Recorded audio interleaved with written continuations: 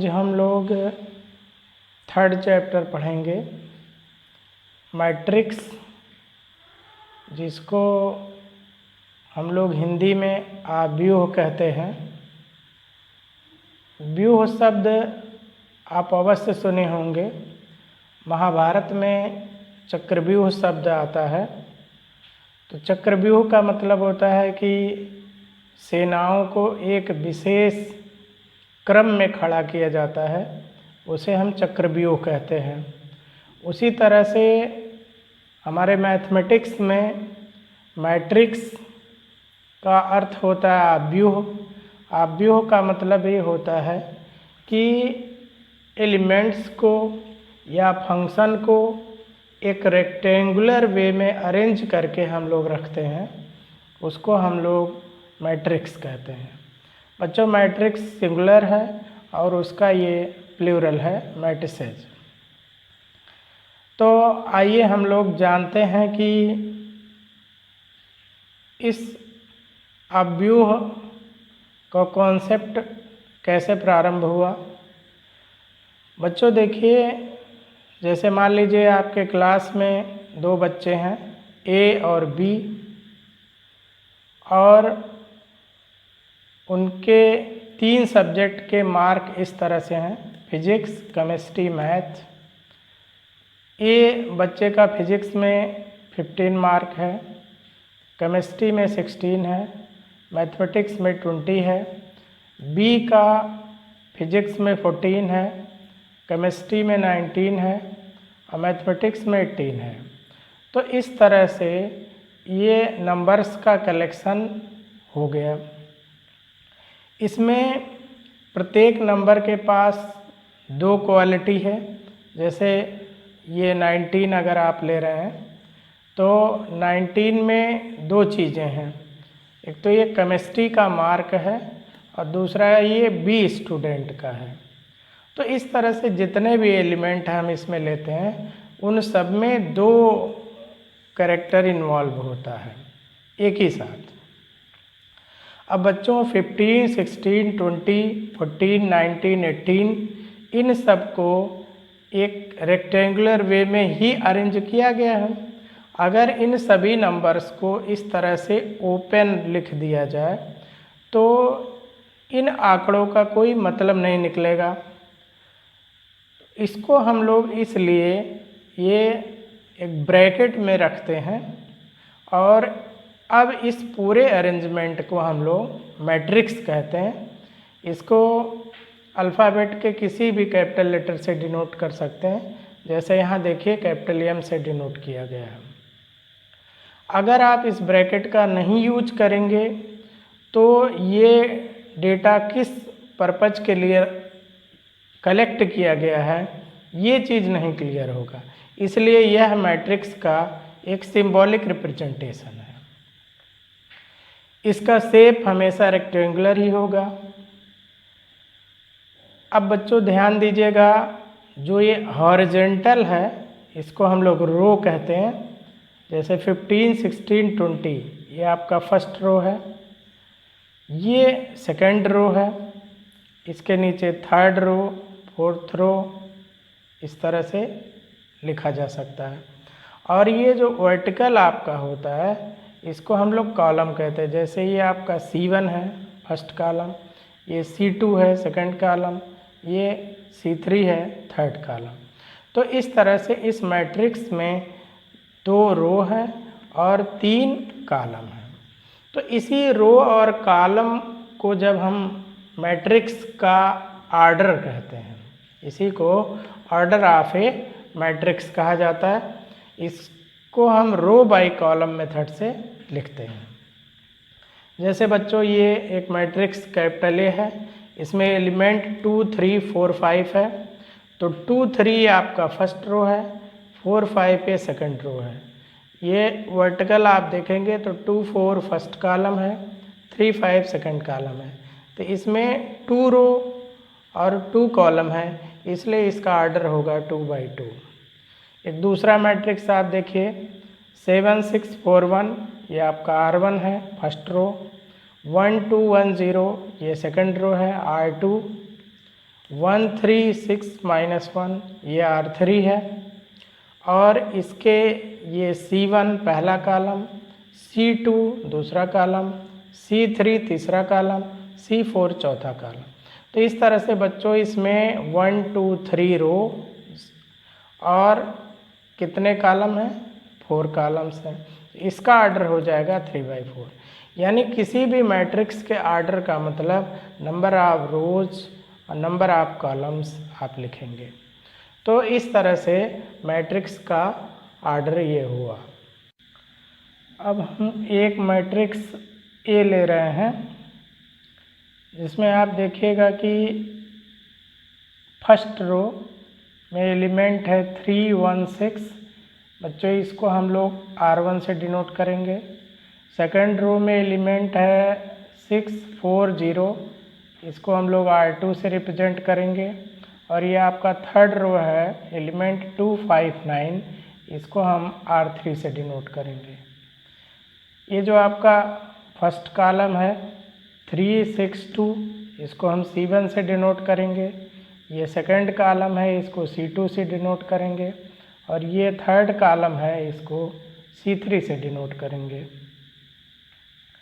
अब इन एलिमेंट्स को, जैसे सपोज करिए 4 एलिमेंट है, तो 4 एलिमेंट किस प्लेस पर है, इस चीज़ को हम लोग डिनोट करते हैं। जैसे आपके मोहल्ले में आपका जो मकान नंबर है, उससे आइडेंटिफाई होता है कि आपका घर कहाँ पर है। उसी तरह से इन एलिमेंट्स के प्लेस के लिए हम लोग रो और कॉलम के हेल्प से हम उसे डिनोट करते हैं। जैसे आपका एलिमेंट 3 1 6 है, तो इसको हम डिनोट करेंगे A11 A12 A13 से। A11 का अर्थ होगा फर्स्ट रो का फर्स्ट एलिमेंट, ये फर्स्ट रो का सेकंड एलिमेंट, ये फर्स्ट रो का थर्ड एलिमेंट। या आप कह सकते हैं कि ये फर्स्ट रो और थर्ड कॉलम का एलिमेंट है। तो फर्स्ट रो ये और थर्ड कॉलम ये, तो ये प्लेस आपका 1 3 हो गया। इसी तरह से ये जो सेकंड रो के एलिमेंट हैं, इनको डिनोट किया जाता है A21 A22 A23।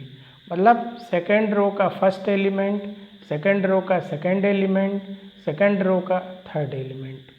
इसको बच्चों 21 22 23 आप नहीं पढ़ेंगे, A21 A22 A23 ही आप इसे पढ़ेंगे। ये आपका थर्ड रो है, इसमें एलिमेंट आप इस तरह से डिनोट करेंगे A31 A32 और A33। तो इस तरह से इस मैट्रिक्स में 1 2 3 3 रो आपके हो गए और ये 3 कॉलम हो गए। अतः इसका आर्डर हो जाएगा 3/3।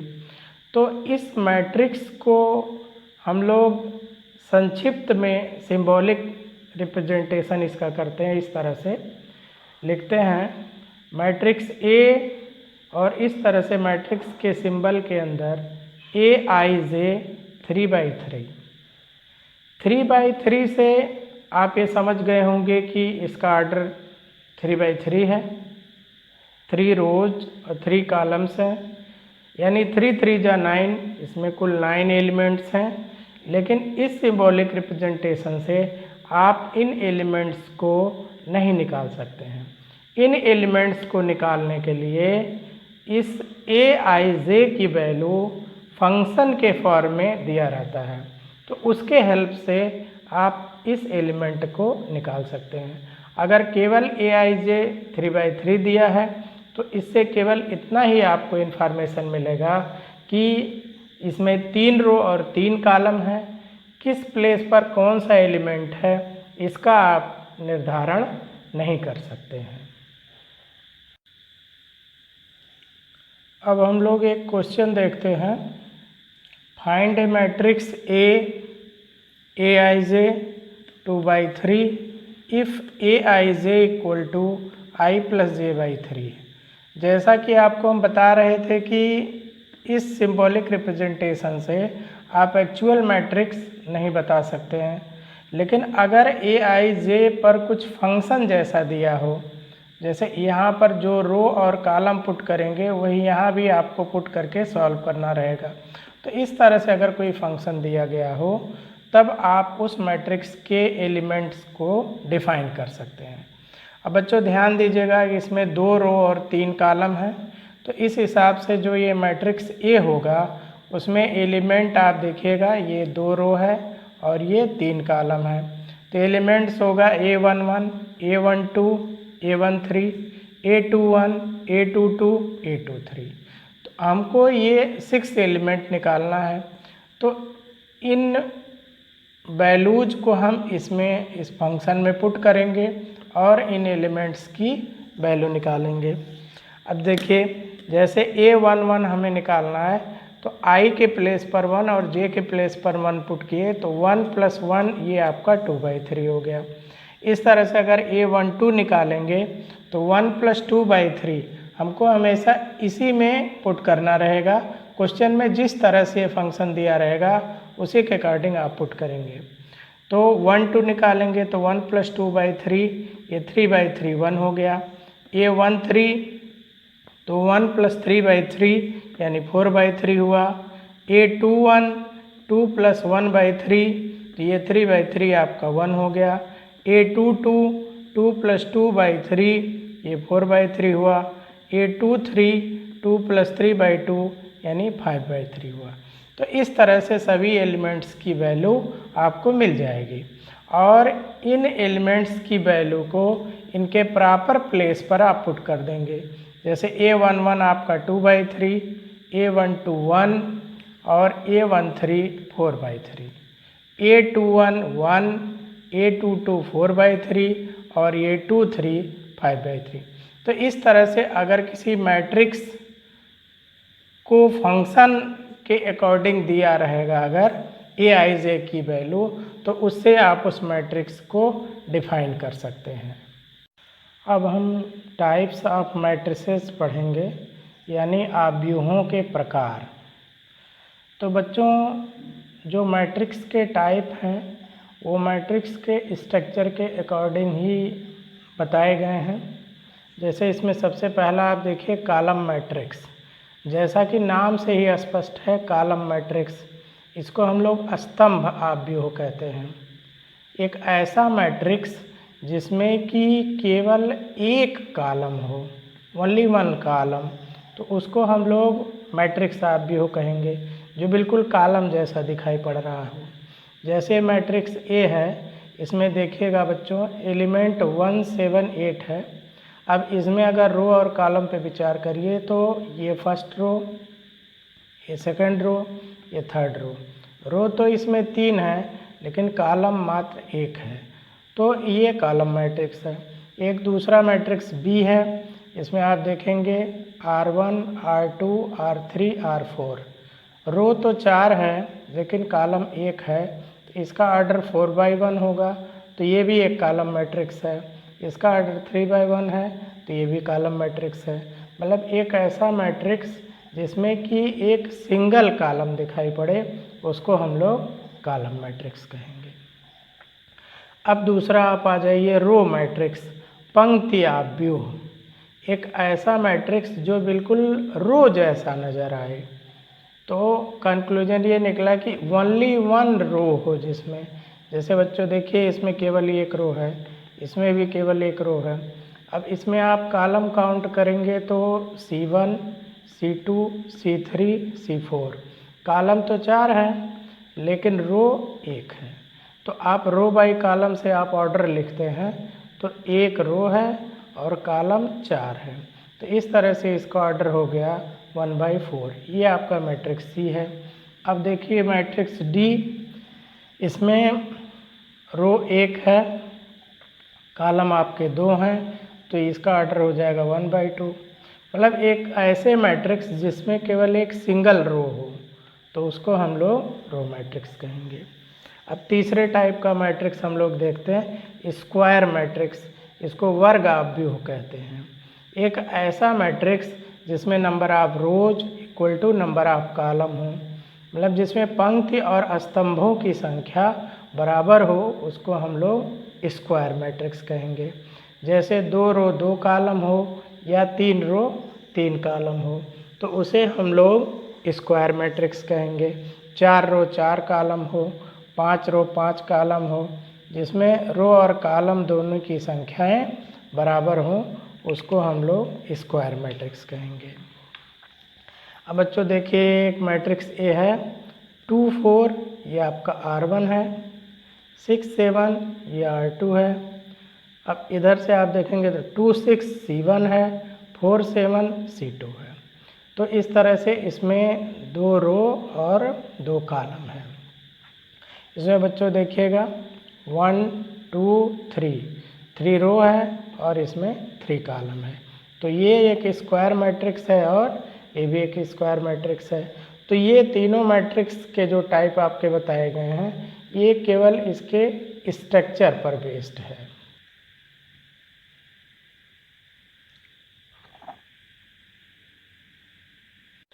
अब हम लोग अगला मैट्रिक्स देखते हैं, डायगोनल मैट्रिक्स। डायगोनल का हिंदी में मतलब होता है विकर्ण, विकर्णाभ्युह। तो ये डायगोनल मैट्रिक्स एक स्क्वायर मैट्रिक्स पर डिफाइन किया गया है। तो इन ए स्क्वायर मैट्रिक्स या ए स्क्वायर मैट्रिक्स, ये स्क्वायर मैट्रिक्स ए आई जे एन क्रॉस एन। आप ध्यान दीजिएगा यहाँ पर रो और कॉलम दोनों की संख्या बराबर है। डेफिनीशन इस तरह से दिया जाता है कि ए आई जे इक्वल टू 0, मतलब इसका वह एलिमेंट 0 होगा for every I not equal to J. इसका मतलब ऐसे एलिमेंट्स 0 होंगे जिसमें आई और जे इक्वल ना हो।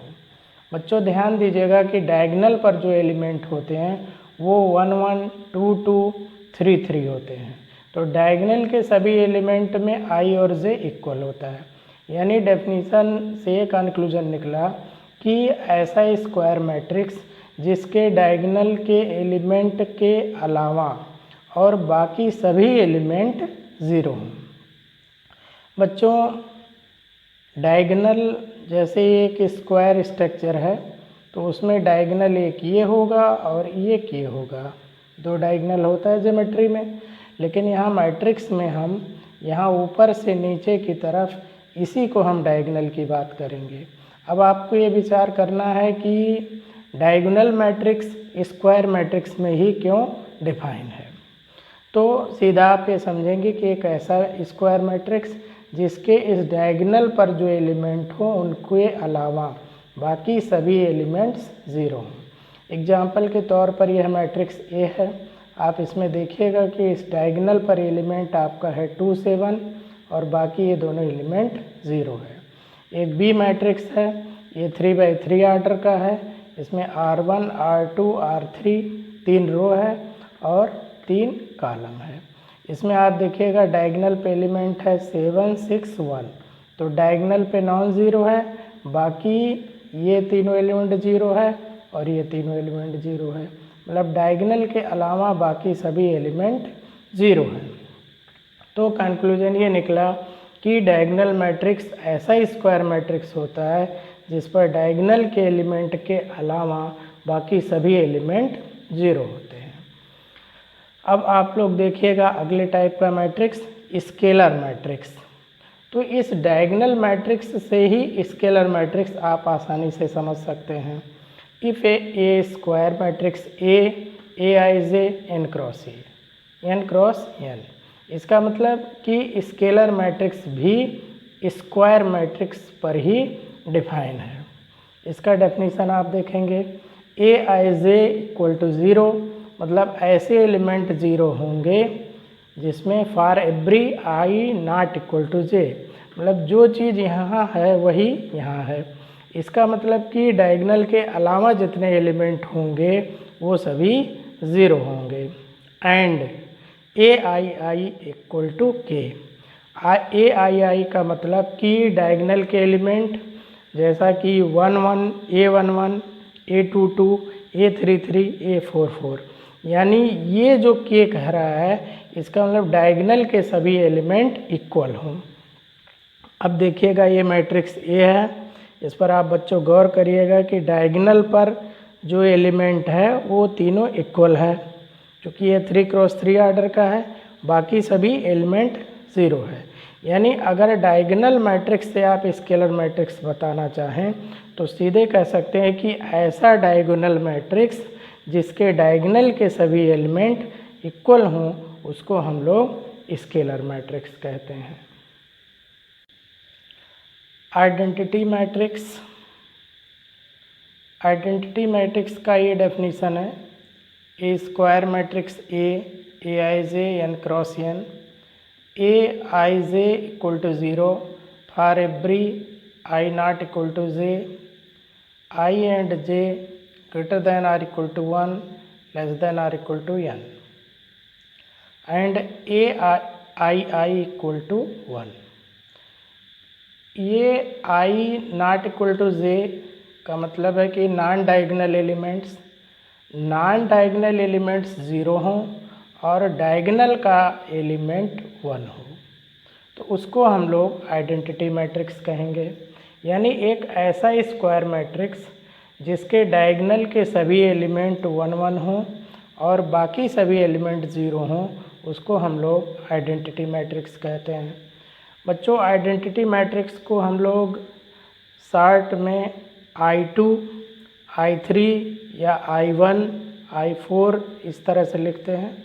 I3 का मतलब है कि थर्ड ऑर्डर की आइडेंटिटी मैट्रिक्स, तो थर्ड ऑर्डर से ही केवल इसे रिप्रेजेंट किया जा सकता है क्योंकि इसमें रो और कॉलम दोनों इक्वल होता है। अब जैसे I3 का मतलब है कि इसमें 3 रो और 3 कॉलम हैं, डायगोनल पे सभी एलिमेंट 1 हैं और बाकी सभी एलिमेंट 0 है, तो ये आपका थर्ड ऑर्डर की आइडेंटिटी है। देखिएगा इस पे डायगोनल पे एलिमेंट 1 1 1 है। ये I2 सेकंड ऑर्डर की आइडेंटिटी मैट्रिक्स है, इसमें डायगोनल पर 1 1 है, बाकी आपका 0 है। अगला मैट्रिक्स हम लोग देखते हैं ज़ीरो मैट्रिक्स, एक ऐसा मैट्रिक्स जिसमें कि सभी एलिमेंट 0 हों, ऑल एलिमेंट्स आर 0। इसमें मैट्रिक्स किसी भी ऑर्डर का हो सकता है, इसके सभी एलिमेंट 0 होते हैं। इस टाइप ऑफ मैट्रिक्स के साथ एक और रिप्रेजेंटेशन आप सीख लीजिए। डायगोनल मैट्रिक्स अभी हम आपको बताए हैं कि एक डायगोनल मैट्रिक्स है, क्योंकि आप इस पर देखिएगा कि इसके डायगोनल पर 4 7 1 है और बाकी सभी एलिमेंट 0 हैं, तो यही एक डायगोनल मैट्रिक्स है। तो इस डायगोनल मैट्रिक्स को हम लोग इस तरह से भी लिखते हैं, इस तरह से लिखते हैं matrix A equal to diagonal 4 7 1। अब यहाँ पर अगर ये 3 एलिमेंट दिया गया है, इसका मतलब कि ये 3 रो 3 कॉलम का है। अगर यहाँ पर आपके क्वेश्चन में 4 एलिमेंट दिया है तो 4 रो 4 और कॉलम है, इसका मतलब ये केवल डायगोनल के एलिमेंट लिख दिए जाते हैं 4 7 1, बाकी तो सभी एलिमेंट 0 होगा। तो इस तरह से डायगोनल मैट्रिक्स का ये एक और डिनोट करने का, लिखने का तरीका है। तो इस तरह से आप टाइप्स ऑफ दी मैट्रिक्स सीख गए होंगे। तो मैट्रिक्स क्या होता है? मैट्रिक्स एलिमेंट्स का, नंबर्स का या फंक्शंस का एक रेक्टेंगुलर एरी अरेंजमेंट होता है। उसमें प्रत्येक एलिमेंट के दो दो प्रॉपर्टीज होते हैं। हर एलिमेंट को डिनोट करने के लिए रो और कॉलम का हम हेल्प लेते हैं। जितने रो और कॉलम्स होते हैं टोटल, उनको हम ऑर्डर कहते हैं। और इस तरह से टाइप ऑफ दी मैट्रिक्स है। मैट्रिक्स के टाइप में आपके क्वेश्चन में मोस्टली जो यूज होता है वो डायगोनल मैट्रिक्स, स्केलर मैट्रिक्स और आइडेंटिटी मैट्रिक्स, इन तीनों को आप लोग ठीक प्रकार से ध्यान में रखेंगे। इक्वलिटी ऑफ मैट्रिक्स, यानी हम दो मैट्रिक्स को इक्वल कब कर सकते हैं? तो बच्चों ध्यान दीजिएगा, मैट्रिक्स चूँकि एलिमेंट्स का एक कलेक्शन होता है, इसलिए हम किसी भी दो मैट्रिक्स को इक्वल नहीं कर सकते हैं।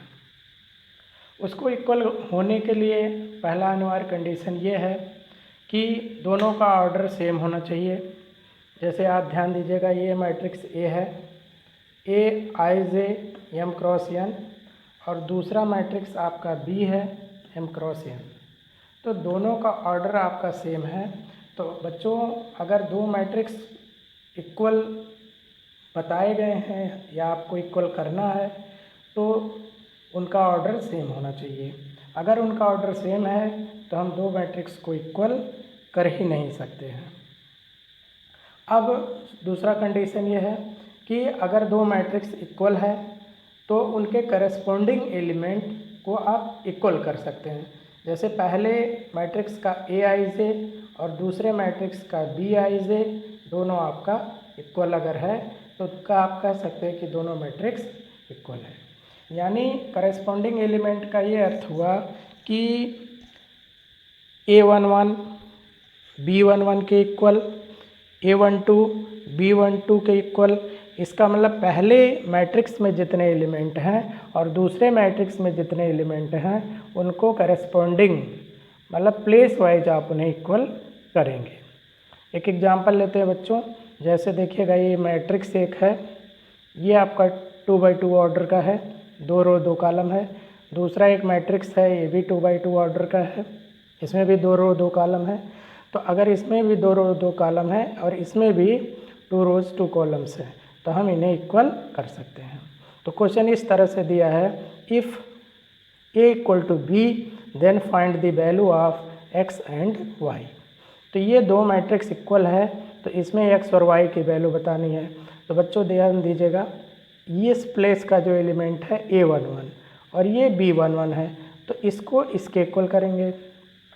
A12 B12 के इक्वल करेंगे, A21 B21 के इक्वल करेंगे। जैसा कि देखिए यहाँ 6 इक्वल टू 6 दिख ही रहा है, और A22 के इक्वल करेंगे। लेकिन इस कंडीशन में देखा जाता है बच्चे,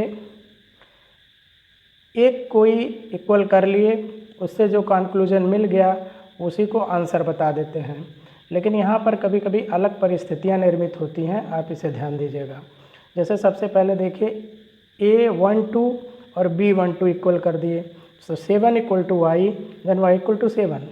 इन दोनों में और कहीं भी y नज़र नहीं आ रहा है, तो ये क्लियर हो गया कि y की वैल्यू 7 है। लेकिन x वेरिएबल यहाँ भी है, x वेरिएबल यहाँ भी है, तो इन दोनों में कंट्रडिक्शन हो सकता है। इन दोनों में जो कॉमन आंसर होगा उसी को ही आप बताएंगे। जैसे A11 और B11 सबसे पहले इक्वल कर रहे हैं, आइए करते हैं। A11 इक्वल टू B11, तो यहाँ पर है x स्क्वायर माइनस 1, यहाँ पर है 8, तो x square minus 1 equal to 8। 1 को ट्रांसफ़र कर दीजिए, x square equal to 9, and taking square root both side, then x equal to plus minus 3। अब A21 B21 के इक्वल ये है ही 6 इक्वल टू 6, इसमें आपको कुछ नहीं करना है। अब आ जाइए A22 और B22 पर। तो A22 पर है एलिमेंट 1 और B22 पर है x square minus 5x plus 7। ये देखिए, 1 को हम इधर ट्रांसफ़र कर दिए तो x square minus 5x plus 6 equal to 0। ये क्वाड्रेटिक इक्वेशन है। इसका आप फैक्टर किए तो एक ब्रैकेट में x माइनस 2, दूसरे ब्रैकेट में x minus 3 equal to 0। Either first equal to 0, then you can get x equal to 2, and either second equal to 0, then you can get x equal to 3। अब बच्चों ध्यान दीजिएगा, यहाँ से x की 2 value आई plus minus 3, और इस compare से भी x की 2 वैल्यू आई 2 और 3। यहाँ पर प्लस माइनस 3 है, यहाँ पर 2 और 3 है, तो दोनों में कॉमन आंसर कौन सा है? प्लस 3 है। यहाँ भी है प्लस 3, यहाँ भी प्लस 3 है, तो इसलिए 2 आंसर भी बताना गलत होगा। तो आप 2 आप आंसर नहीं बताएंगे और ना तो माइनस 3 बताएंगे। तो x का जो वैल्यू होगा वो प्लस 3 होगा और y की वैल्यू 7 होगी। तो इस तरह से इक्वलिटी ऑफ मैट्रिक्स आप करेंगे। यह इक्वलिटी का प्रॉब्लम ट्रिग्नोमेट्री पर भी क्रिएट होता है, इस तरह से अलजेब्रा पर भी क्रिएट हो सकता है, कॉम्प्लेक्स नंबर या क्यूब रूट ऑफ यूनिटी किसी फॉर्म में क्रिएट हो सकता है। कंपेयर करते समय ये ज़रूर ध्यान दीजिएगा कि एक ही वेरिएबल अगर कई जगह इन्वॉल्व है तो उन सभी को सॉल्व करके उसके रिजल्ट के कंक्लूजन के बेस पर फाइनल आंसर देंगे। मान लीजिए कभी कभी ऐसा होता है कि इससे x की वैल्यू 7 आ गई और यहाँ से x की वैल्यू 6 आ गई, तो 7 और यहाँ पर 6, तो ये कंट्रडिक्शन है, कॉमन आंसर नहीं है। तो उस कंडीशन में आप नॉट डिफाइन कहेंगे, या इस तरह से दो मैट्रिक्स वैलिड ही नहीं है जिसे कि हम इक्वल कर सकते हैं। तो इस तरह से इक्वलिटी ऑफ मैट्रिक्स हुआ। तो आप मैट्रिक्स का टाइप और इक्वलिटी सीख चुके हैं। अब इसके बाद हम लोग सीखेंगे ऑपरेशन ऑन दी मैट्रिसेज, माने आव्यूहों की संक्रियाएँ। जैसे अर्थमेटिक्स में आप पढ़ते हैं एडिशन, सब्ट्रैक्शन, मल्टीप्लिकेशन, डिवीज़न, वो सारे प्रोसीजर हम लोग यहाँ भी पढ़ेंगे, मैट्रिक्स में भी।